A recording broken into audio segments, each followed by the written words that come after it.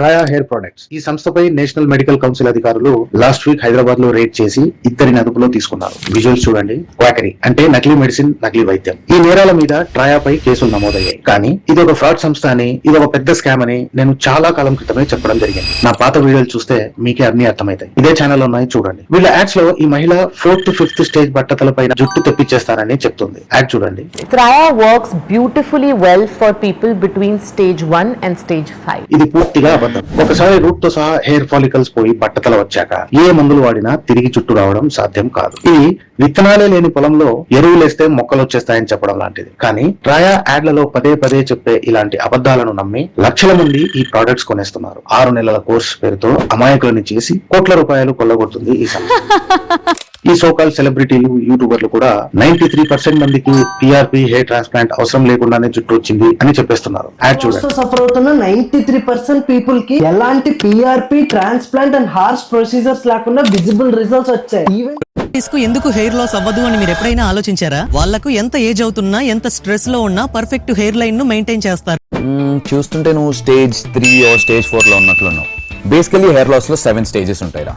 Stage 1 to stage 5 మధ్యలో. ఇది ప్రజలను తప్పుదోవ పట్టించే అసత్యాల ప్రచారం. వీళ్ళు తమ యాప్ లో కొన్ని క్వశ్చన్స్ అడిగి డాక్టర్స్ ప్రిస్క్రిప్షన్ రాస్తాడంటారు. కానీ అక్కడ డాక్టర్ ఉండడు. డాక్టర్ స్థానంలో 10th, ఇంటర్ చదివిన యువకులు ఉన్నారు. వీరినే ఇప్పుడు అధికారులు అరెస్ట్ చేయడం జరిగింది. విజువల్స్ చూడండి. ఇంకా ప్రమాదకరమైన విషయం ఏంటంటే మినాక్సిడిల్ షాంపూ, సీరమ్స్ తో పాటు బ్లడ్ టెస్ట్లు చేయకుండానే వైటమిన్ సప్లిమెంట్స్ ని కూడా అమ్మేస్తున్నారు. ఇది చాలా రిస్కీ. ఎందుకంటే అవసరం లేకుండానే వైటమిన్స్ తీసుకుంటే హైపర్ వైటమినోసిస్ అనే డేంజరస్ కండిషన్ వస్తుంది. అంటే మనం డబ్బులు ఇచ్చి ఫేక్ ట్రీట్మెంట్లు తీసుకుని కొత్త ఆరోగ్య సమస్యల్ని కొనుక్కుంటున్నాం. ప్రభుత్వం ఈ కేసును చిత్తశుద్ధితో పూర్తిగా విచారిస్తే సంస్థను బ్యాన్ చేయడం జరుగుతుంది. శిక్షలు కూడా కఠినంగానే ఉంటాయి. అధికారులు ఏం చేస్తారో చూడాలి. ఈ సోకాల్ సెలబ్రిటీస్ అండ్ ఇన్ఫ్లుయెన్సర్లకు నేను చెప్పేది ఒకటే, డబ్బుల కోసం ఏ యాడ్ పడితే ఆ యాడ్ చేయకండి. మీరు ప్రమోట్ చేసే ప్రోడక్ట్ వల్ల ప్రజలు మోసపోతే ఈ స్కామ్ లో చట్టరీత్యా మీరు కూడా భాగస్వాములే. మీరు కూడా అరెస్ట్ అవుతారు.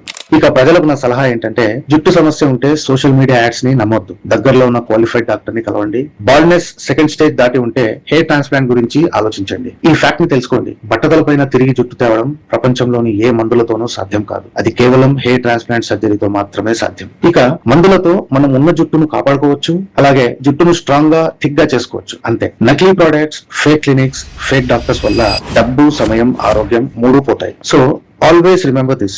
ఎక్కువ యాడ్స్ కనిపిస్తున్నాయి కాబట్టి ఇది మంచి ప్రోడక్ట్ అని అస్సలు అనుకోవద్దు. Most of the time publicity ఎక్కువగా ఉండేది క్వాలిటీ తక్కువ ఉన్న వాటికి. Take care. జై హింద్.